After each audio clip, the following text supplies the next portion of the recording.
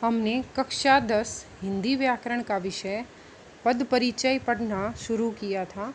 पद परिचय में हमने विकारी शब्द पढ़ने शुरू किए थे। विकारी शब्द में हम विकारी शब्द के 3 भेद पढ़ चुके हैं, संज्ञा, सर्वनाम और विशेषण। विकारी शब्द का चौथा भेद हमने क्रिया पढ़ा था। क्रिया में हमने कर्म के आधार पर क्रिया के 2 भेद एकर्मक और सकर्मक पढ़ेंगे। आज हम संरचना या प्रयोग के आधार पर क्रिया के भेद पढ़ेंगे। संरचना या प्रयोग की दृष्टि से क्रिया के 5 भेद होते हैं। ठीक है। नंबर 1 सामान्य क्रिया, नंबर 2 संयुक्त क्रिया, नंबर 3 नाम धातु क्रिया, नंबर 4 प्रेरणार्थक क्रिया और नंबर 5 पूर्वकालिक क्रिया। ठीक है। तो संरचना या प्रयोग की दृष्टि से क्रिया के कितने भेद होते हैं? 5। सामान्य, संयुक्त, नाम धातु, प्रेरणार्थक और पूर्वकालिक क्रिया। पहली है सामान्य क्रिया। ठीक है, सिंपल वर्ब। जिस वाक्य में एक ही क्रिया का प्रयोग हो उसे सामान्य क्रिया कहते हैं। ठीक है, जिस वाक्य में एक ही क्रिया का प्रयोग हो उसे सामान्य क्रिया कहते हैं। जैसे मोहन गया, तो जाना, इसमें एक ही क्रिया का प्रयोग है। रवि उठा, एक ही क्रिया है। ईला भागी, एक ही क्रिया है। ठीक है। बच्चे ने खाना खाया, तो खाया। रमन बाजार गया, तो गया, एक ही क्रिया है इसमें। ठीक है। तो जिसमें एक ही क्रिया का प्रयोग हो वो क्या होती है? सामान्य क्रिया। अगला है संयुक्त क्रिया, कंपाउंड वर्ब, संयुक्त। ठीक है, जुड़ा हुआ। 2 या 2 से अधिक धातुओं के योग से बनी क्रिया संयुक्त क्रिया कहलाती है। ठीक है, 2 या 2 से अधिक धातुओं के योग से बनी क्रिया संयुक्त क्रिया कहलाती है। जैसे मैं खाना खा चुका हूँ। ठीक है, तो इसमें एक क्रिया है खा और एक चुका हूँ, 2 क्रियाएं हैं इसमें। ठीक है। रेशमा घर जा रही है, तो जाना और रहना 2 क्रियाएं हैं। वह जा चुका है, तो जाना और चुका 2 क्रियाएं हैं। और जैसे रमन बाजार चला गया, तो चला और गया 2 क्रियाएं हैं वहाँ पर। तो जहाँ 2 या 2 से अधिक धातुओं से के योग से बनी क्रिया क्या कहलाती है? संयुक्त क्रिया कहलाती है। ठीक है। अगला है नाम धातु क्रिया। ठीक है, नाम धातु क्रिया।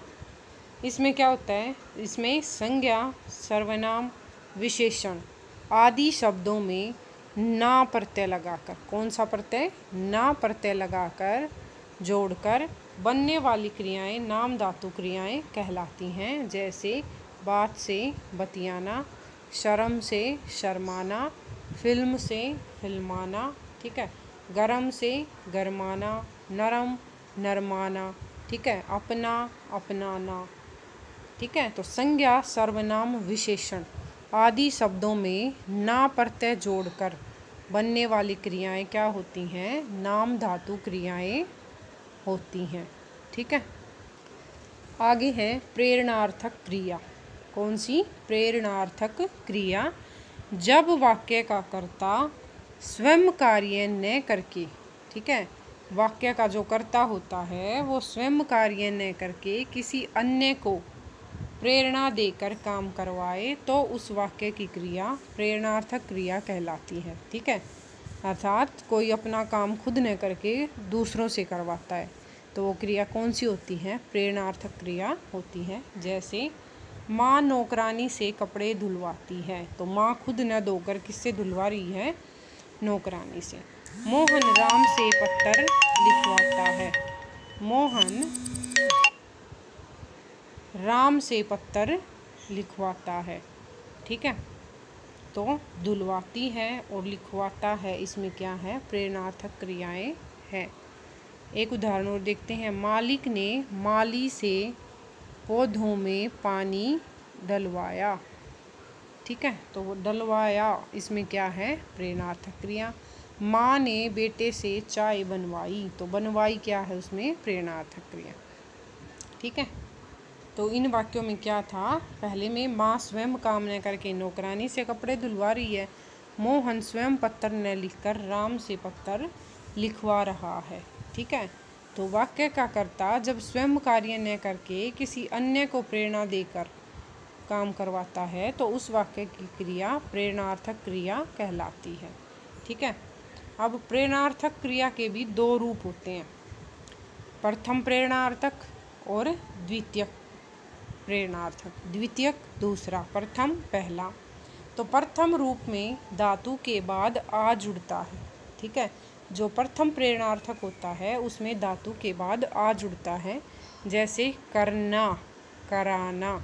ठीक है, द्वितीय रूप में वा जुड़ता है, जैसे करना, करवाना। तो इसमें धातु क्या है, कर। तो प्रथम रूप में धातु के बाद आ जुड़ता है, तो धातु ये कर है, इसके बाद आ जुड़ जाएगा और उसके बाद ना, तो कराना हो गई। और द्वितीयक रूप में वा जुड़ता है, तो कर जैसे धातु है और धातु के बाद वा जुड़ गया और ना, करवाना। ठीक है, आगे प्रथम और द्वितीय प्रेरणार्थक क्रिया के कुछ उदाहरण देखते हैं। मोहन टिकट काट रहा है, तो ये क्रिया का सामान्य रूप है। मोहन टिकट कटा रहा है, ये प्रथम प्रेरणार्थक है। मोहन स्टेशन मास्टर से टिकट कटवा रहा है, ये द्वितीय प्रेरणार्थक है। ठीक है, बच्चा दूध पी रहा है, तो सामान्य रूप क्रिया का। माँ बच्चे को दूध पिला रही है, प्रथम प्रेरणार्थक। माँ धाये से बच्चे को दूध पिलवा रही है, द्वितीय प्रेरणार्थक। ठीक है, अगला है पूर्वकालिक क्रिया। पूर्वकालिक, पहले के समय में हुई क्रिया। पूर्वकालिक क्या है, किसी क्रिया से पूर्व या पहले यदि कोई अन्य क्रिया प्रयुक्त होती है या प्रयोग होती है तो वह पूर्वकालिक क्रिया कहलाती है। इसमें कर जुड़ता है। ठीक है, किसी क्रिया से पहले यदि कोई अन्य क्रिया प्रयोग की गई हो तो वो पहले वाली क्रिया क्या होती है, पूर्वकालिक क्रिया होती है। और उसमें क्या जुड़ जाता है, कर जुड़ जाता है। जैसे वह सोकर उठी है, तो उठना एक क्रिया है और इस क्रिया से पहले एक क्रिया सोना और जुड़ी हुई है, तो सोकर इसमें क्या है, पूर्वकालिक क्रिया। मैं नहा कर पढ़ूंगा, एक क्रिया पढ़ना हो गई और पढ़ना से पहले नहाना भी क्रिया हो गई, तो नहा कर इसमें क्या है, पूर्वकालिक क्रिया। हमने क्या पढ़ा, प्रेरणार्थक क्रिया। प्रेरणार्थक में क्या होता है, जब कर्ता स्वयं कार्य न करके किसी दूसरे से कार्य करवाता है तो वह प्रेरणार्थक होती है। ठीक है, और इसके दो भेद होते हैं या दो रूप होते हैं, प्रथम और द्वितीय। ठीक है, प्रथम और द्वितीय। और एक हमने पढ़ी पूर्वकालिक क्रिया। किसी क्रिया से पहले यदि कोई अन्य क्रिया प्रयुक्त होती है तो पहले वाली क्रिया क्या कहलाती है, पूर्वकालिक क्रिया कहलाती है। ठीक है, और सामान्य क्रिया क्या होती है, जिसमें एक ही क्रिया का प्रयोग हो, वो क्या होती है, सामान्य क्रिया। और संयुक्त क्रिया जो दो या दो से अधिक धातुओं के योग से बनी हो। और नाम धातु जिसमें संज्ञा, सर्वनाम और विशेषण आदि शब्दों में ना प्रत्यय जोड़कर जो क्रियाएं बनाई जाती हैं वो नाम धातु क्रियाएं होती हैं। अब हम इनसे संबंधित कुछ अभ्यास देख लेते हैं। जैसे पहला है बच्चा रो रहा है, तो जो ये रेखांकित किया गया है ये क्रिया का भेद बताना है। बच्चा रो रहा है, तो रो रहा है इसमें क्रिया हो गई, बच्चा कर्ता हो गया, तो इसमें कर्म नहीं है ना, तो ये क्रिया कौन सी हो गई, अकर्मक क्रिया। अगला है मैं सोकर खेलूँगा, तो खेलूँगा इसमें क्रिया है और उससे पहले एक और क्रिया है, तो ये कौन सी हो गई, पूर्वकालिक क्रिया। और कौन सी है, संरचना के आधार पर। वह खाना खा चुका है। ठीक है, खा चुका है, तो दो क्रियाओं से मिलकर बना है, इसलिए संयुक्त क्रिया। अगला है मैं पत्र लिखता हूँ, रेखांकित क्रिया का भेद है, तो लिखता हूँ क्रिया हो गई, मैं कर्ता हो गया और पत्र क्या है, कर्म, तो कर्म सहित क्रिया सकर्मक क्रिया। ठीक है, पिताजी माली से पौधे लगवाते हैं।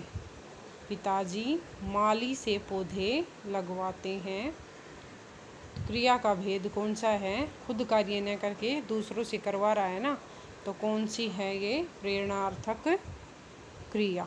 ठीक है, कौन सी है? प्रेरणार्थक क्रिया।